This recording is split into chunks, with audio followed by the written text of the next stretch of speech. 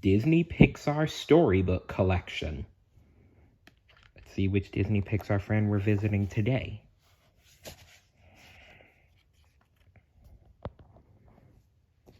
Finding Nemo. Oh, that's one of my favorite Disney Pixar movies. Nemo was a little clownfish. He lived with his father Marlin on the Great Barrier Reef. Nemo longed for adventure, but Marlin worried about what might happen to him. On the first day of school, Marlin took Nemo to class. Nemo's teacher, Mr. Ray, promised Marlin that Nemo would be safe. But when Marlin found out that the class was going to the drop-off, a steep cliff, he was furious. He decided to follow the class. Oh, Marlin. Then again, I can't blame him. The rest of his eggs and his wife Coral were eaten by a barracuda. So I can understand his overprotectiveness, but he doesn't have to be too overprotective.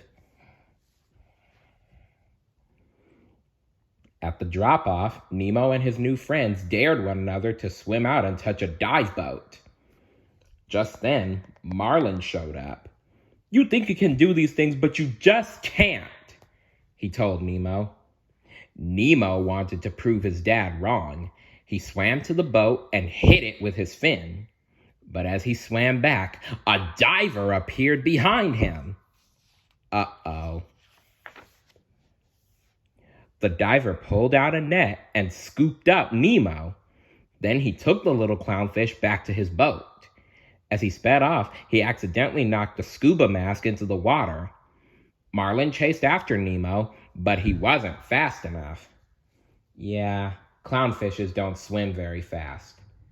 They actually swim pretty slowly, which is why they're an easy target for predators, which is why they make their homes among sea anemones.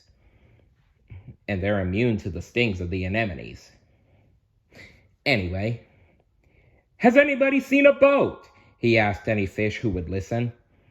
As Marlin swam, he met a fish named Dory. "Hey, I've seen a boat," she said. "Follow me." Marlin started to follow Dory, but as soon as they started swimming, she whirled around. "Stop following me," she shouted. Marlin was confused. Hadn't Dory just offered to help him find the boat? Then Dory explained that she suffered from short-term memory loss. Yeah, that's one thing that's most known about Dory. She has short-term memory loss. Figuring Dory couldn't help him, Marlin turned to leave and found himself face to face with a great white shark. Hello. The shark's name was Bruce. He invited Dory and Marlin to a get-together in an old sunken ship. Marlin was sure it was a trap, but Dory wanted to go. She was the only fish who had seen a boat. He'd found who had seen a boat, so Marlin followed her. Inside were two other sharks named Anchor and Chum. Together with Bruce, they pledged, "Fish are friends, not food, except stinking dolphins. Those, yeah, they think they're so cute. Oh, look at me, I'm a flipping little dolphin. Let me flip for you, I ain't all something." Anyway, suddenly Marlin spotted the diver's mask. Dory saw some writing on the strap. She swam over to read it, but the strap snapped against her nose and began to bleed.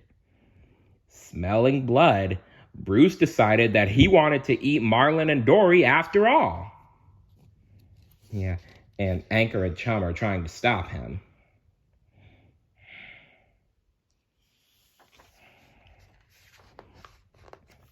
Miles away, Nemo found himself in a fish tank at a dentist's office.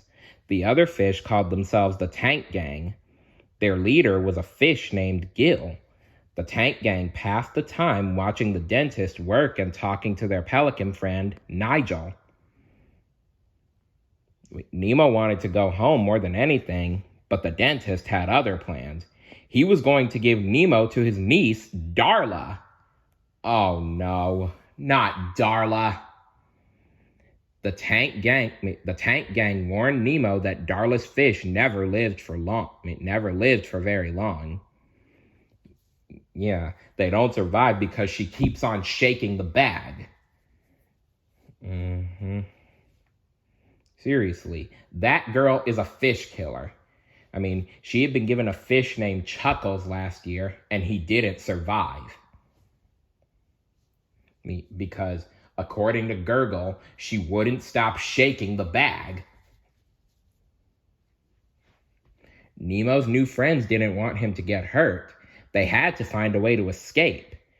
Gil had a plan. If someone could jam the filter, the dentist would have to take the fish out of the tank to clean it. They could escape by rolling out the window and into the harbor. Back in the ocean, Dory and Marlin escaped the sharks and dragged the mask into a deep, dark cave. Marlin struggled to hold on to the lighted antenna of an anglerfish while Dory studied the writing on the mask. P. Sherman, 42 Wallaby Way, Sydney, Dory read. Marlin knew that must be the diver's address. Oh yeah, P. Sherman. The P stands for Philip. So the dentist's name is Philip Sherman. And the address of his office, his dentist's office, is 42 Wallaby Way, and it's located in Sydney, Australia. Soon, Marlin and Dory were on their way to Sydney. Suddenly, Dory bumped into a tiny jellyfish. "I shall call him Squishy, and he shall be mine," she said happily. But Squishy wasn't alone. Marlin and Dory had swum into an entire forest of deadly jellyfish. The jellyfish stung the friends, making them feel weak and tired. By the time they reached the safety of the open water, they had been stung all over their bodies.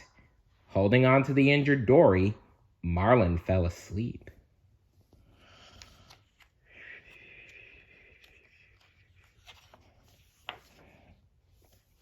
When Marlin woke up, he was lying on the back of a sea turtle's shell. Around them, hundreds of sea turtles rode with the lightning-fast East Australian current.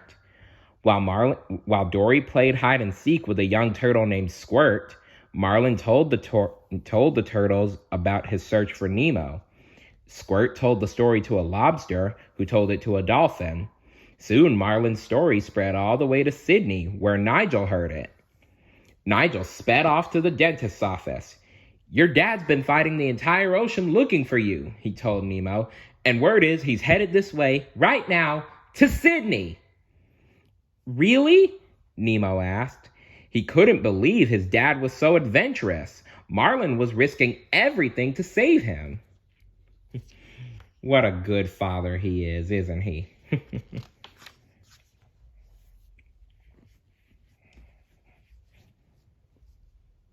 Nemo realized that if he was ever going to get home, he had to be brave. He picked up a pebble and carefully jammed it into the tank's filter. Soon the tank would be so dirty the dentist would have to take the fish out and clean it. But escaping was not so easy. When the fish woke up that morning, the tank was clean. The dentist had installed a new filter. Oh yeah, the aqua scum. Nemo's escape plan was ruined. As the dentist scooped up Nemo and put him in a plastic bag, the office door banged open.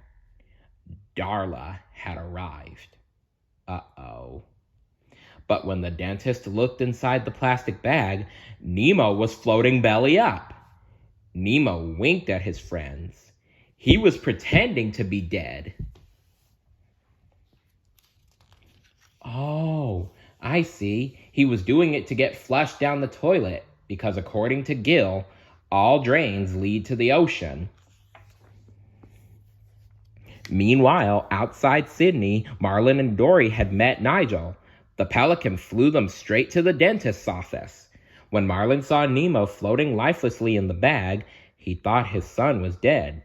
Before Marlin could learn the truth, the dentist shooed Nigel away. "Out with ya!" he cried, "and stay out!" Nigel returned to the harbor and dropped Marlin and Dory into the water. Marlin wanted to be alone. He swam out to sea, leaving Dory behind. A few minutes later, Nemo swam out of a nearby pipe. He had been flushed down the drain. Nemo saw Dory swimming in circles. "Are you all right?" he asked.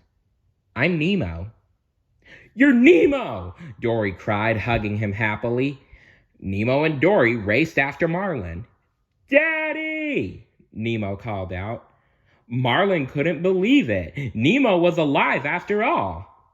It was time to go home.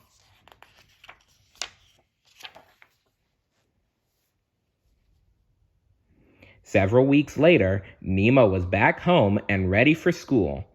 This time, Marlin was ready too. He knew that his son could take care of himself. As Nemo waved as he swam away. "Bye, Dad!" "Oh, wait, I forgot something."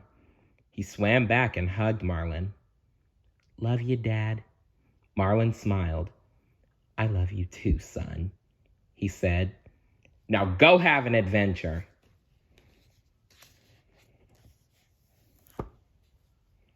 Remember, it's okay to be protective of your friends and family, but don't grow overprotective because that could possibly get on their nerves.